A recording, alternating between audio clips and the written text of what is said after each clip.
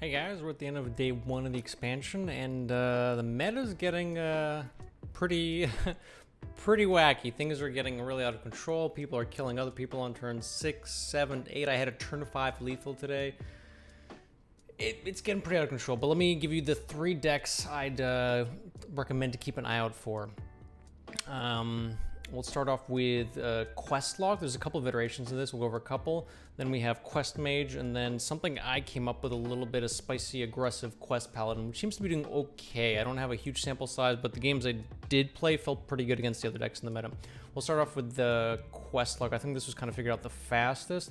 I believe this is, oh, this is my list. So I made a more aggressive list with a Quest. It's a little bit zooey. I had a lot of fun with this list. I'm pretty sure it's not optimal, but if you want a more aggressive version of what the other people are running, you can do something like this.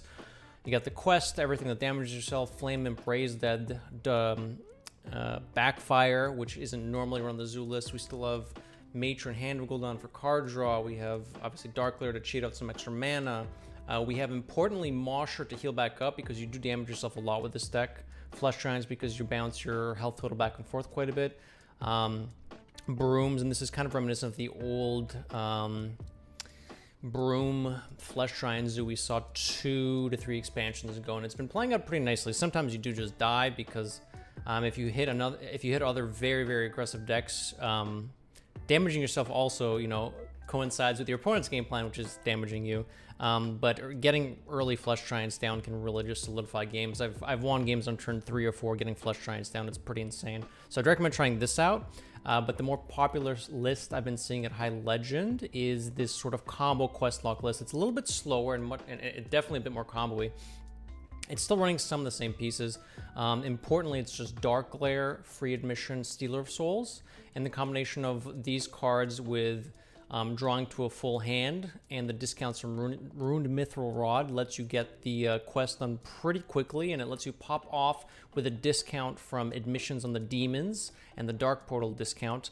It lets you go for a crazy sort of turn where you go double Dark Lair, Stealer of Souls, Matron to discard Hand of Gul'dan. You basically suck your whole deck, gain mana back because you have double Dark Lair on the board, complete the quest, play Tamsin, and then keep drawing and kill your opponent in a sort of one turn, literally an OTK, which is kind of wacky. You do need some discounts to make this work, and you are damaging yourself a lot. So what's different in this list is you are a bit more control. You have some more removal tools. There's some more healing to work with as well. There's Touch of the Nathrazim, Drained Soul. There's some Soul Fragments you're throwing in the deck as well between School Spirits and Soul Shear. So there's a bit more healing in this list to help sustain the quest, but the caveat is that you're just not being aggressive. It's more of a stay alive and then just combo them.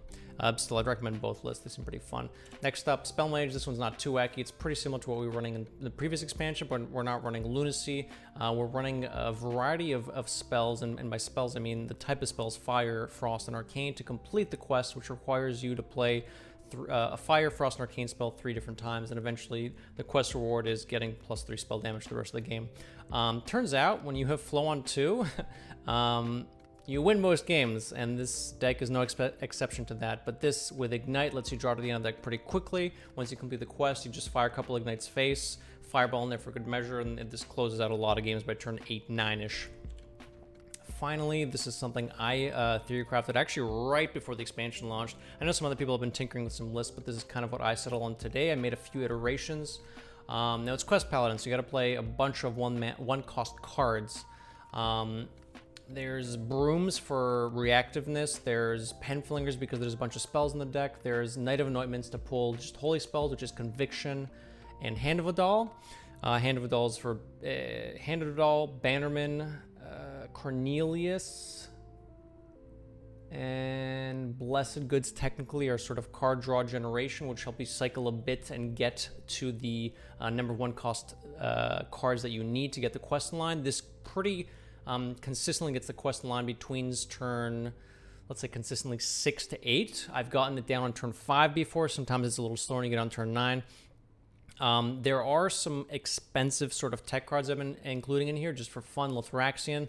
I ended up facing Control Warrior. This helped a lot against that. We basically grinded them out of the game. Battle Master just for some extra oomph. The Wind Fury plus the Conviction after turn 5 just closes out games against Warlocks and Mage. Just absolutely dunks on them. Barrow for a bit of reactiveness if you happen to have the quest completed a bit too slowly. Kazakus is okay. I feel like you might even cut it. It might be too slow to play Kazakus on 4 and then 5. Often I might just play it for a 1-mana golem to further the quest if I really need another one, or just something for flexibility. Sometimes I don't even go for 5s. Day at the Fair gives you a bit of extra oomph after you complete the quest. Obviously, the quest reward applies to all Silverhand recruits, not just from your hero power, so having Day at the Fair is nice too. I initially was running Stand Against Darkness, but I found it was too heavy. Even this might be a little heavy. So if you're really feeling like the deck's a little too slow, you can end up cutting Lithraxian, and maybe even Kazakus, but I would recommend having at least a Battle Master to help you close out some of those games against Warlock and Mage. Otherwise, you just have to figure out how to play the one mana cards. There is some sort of mental processing you have to do to figure out, okay, how do I set up this turn so that on turn 6 I can actually get down Cariel and get the quest complete. Sometimes you want to play Tour Guide and hold the hero power so that you can play the hero power on the same turn as Cariel. That way buffing your Silverhand recruits immediately before without leaving them at 1 health the previous turn to die to random stuff. So this I've actually had quite a bit of success with. I've had 80% win rate with this over 10 games.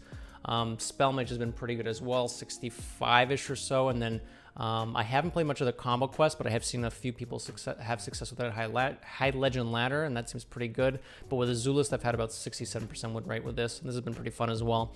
Some of the Smorky lists help you against Mage and Warlock, which if you're seeing a lot of, maybe you run some more aggressive stuff. Anyways, hope you guys like this. I'll be releasing guides for decks as soon as we finish refining them. So if you're looking forward to that stuff, or if you just like my content, like, comment, subscribe. Tell me what kind of decks you guys want to be seeing.